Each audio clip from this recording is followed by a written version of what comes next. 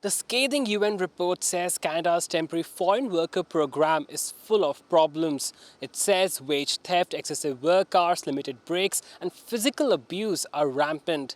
It also says women reported sexual harassment, exploitation, and abuse. Saskatchewan, Saskatoon were the same as everywhere else. Ali Abukar says he's not surprised. He's also heard about these issues. We see the same problems. People always report, oh yeah, like issues of working conditions, access to supports, lack of information, people who might not have one of the official languages in Canada who need interpretation, especially if they are also outside of the urban centers in Saskatchewan. Abukar says in rural Saskatchewan, other issues exist. Rural communities, those are even in a worse position in terms of access to supports, whether it's language support or even having a way to report things.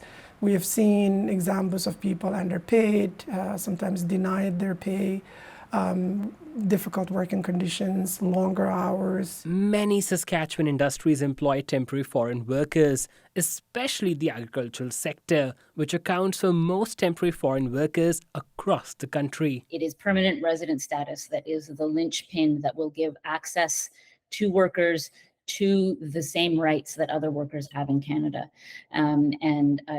I think it's a very damning report, but again, it's not surprising. The Federal Immigration Minister Mark Miller objects to the use of contemporary forms of slavery, but acknowledges the abuses outlined in the report, saying they need to stop. The Provincial Immigration Minister agrees. Jeremy Harrison says the province's Immigration Services Act will clamp down on exploitation, which is the most far-reaching provincial immigration services statute in the entire country. And I can tell you it's going to be copied around the country as well, which provides very, very significant tools to make sure those who are here are going to be protected, are not going to be exploited, that we have the tools within the department to make sure that employers are acting appropriately, full investigative authorities that don't really exist elsewhere in Canada. Experts say all levels of government need to work together, as a looming threat of deportation can prevent workers from reporting unsafe or exploitative conditions.